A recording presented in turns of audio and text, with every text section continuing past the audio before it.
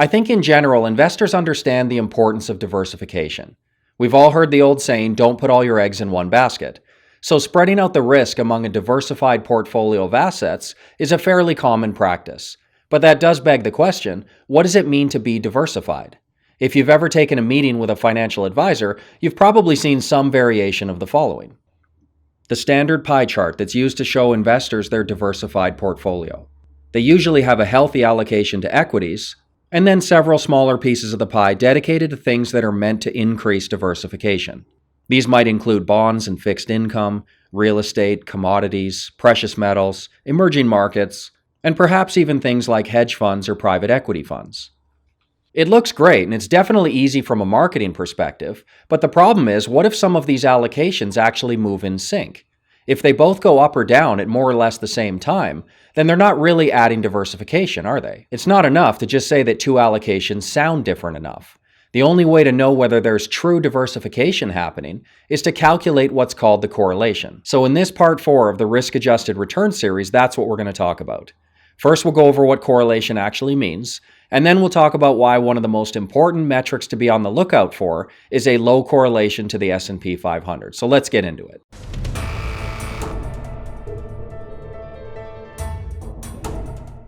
Correlation is a very important statistic that measures the degree in which two securities, two asset classes, or two investment strategies move in relation to one another. There's two common ways that you'll see correlation being represented.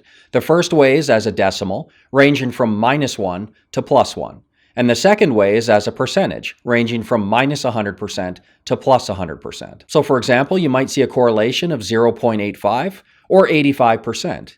It could also be -0.45 or -45%. Either way, it's the same thing, but let's go over how to interpret this number. Correlation is measured on a spectrum from -1 to +1. Or like I said, it could be -100% to +100%. A correlation of -1 on the far left would mean the two products are perfectly negatively correlated, which means when one of them goes up, the other one always goes down. And vice versa, when one of them goes down, the other one always goes up. A correlation on the far right of 1 would mean the two products are perfectly positively correlated. This means that when one of them goes up, the other one also always goes up. And vice versa, they always go down together. A correlation of 0 implies there's no relationship at all. And since almost nothing has perfect correlation, it's always going to fall somewhere in between on this spectrum. Now, I need to make an important point here, and you may have heard it before, but correlation does not imply causation. So for example, if two assets are perfectly positively correlated, it means they both move in the same direction. But it doesn't mean that one of them is causing the movements of the other. Causation is an entirely separate thing. So if we want to determine whether two assets or two investment strategies are actually adding diversification, we have to calculate it. Correlation is what traditional portfolio management and all of those pie charts that I showed you are based on. You don't want your entire portfolio moving in the same direction. So the theory is to hold a mix of diversified assets within the same buy and hold portfolio. But this is where things start to break down because the truth is, a lot of assets are positively correlated to the stock market. This is why you may have noticed that portfolios do tend to perform reasonably well during bull markets when stocks are going up. But when that changes, we all know how far stocks can fall. The S&P 500 dropped over 55% in the financial crisis. Since the largest allocation in many portfolios out there is equities, significant losses can be taken.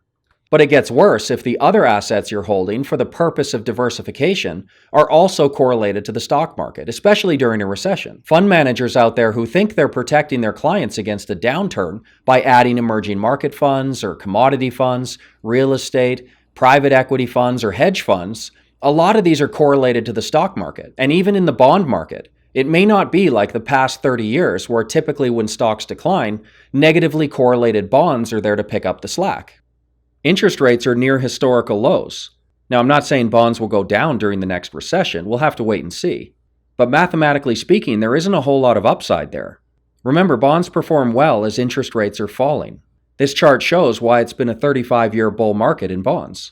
Since 1980, interest rates have just steadily declined. But when the next recession comes, and despite what it looks like today, at some point it's going to happen. When it does, if interest rates don't have much further to fall, that old negative correlation that so many people are relying on may actually weaken. and it could cause some problems for traditional style portfolios. So in my humble opinion, focusing on this metric and actively seeking out investments that have a low correlation to the stock market is more important now than ever. And there aren't that many assets left that have this. This is the new normal market where correlations to the stock market are typically increasing. So let me highlight two asset classes that I feel may have the best chance of diversifying a portfolio. And the first, probably no surprise, is gold. Gold has maintained a fairly low correlation to the stock market over the years. The problem with gold is that it's very volatile, and the argument for holding it during stable periods like a bull market isn't as strong. From 2011 to 2015, gold dropped over 45%. Now, I'm not a buy and hold investor, but there are ways to tactically move into gold positions when we see weakness in the equity markets. When equities are showing weakness, this is when it's most important to be diversified into low correlation assets. And I believe gold may provide that when some of the others won't. The second asset class that's highly negatively correlated is volatility. Almost by definition, volatility is inversely correlated. The VIX index, for example, has a long-term correlation to the S&P 500 of about minus 80%, or minus 0.8. When stocks go up, volatility drops. When stocks go down, volatility tends to rise. During a bull market, correlation is less important.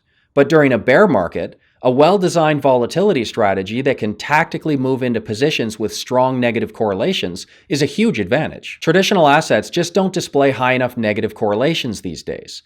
So whether it's done through option trading or investing in the various volatility products, adding a volatility strategy to a portfolio may provide some good protection during market declines. Of course, it's a nice bonus that they can also be quite profitable during bull markets, but it's really that risk management and the potential for negative correlation that's the most attractive quality. I'm not saying this to scare anybody because I think it's healthy to acknowledge reality, but traditional portfolio management may be facing some headwinds going forward.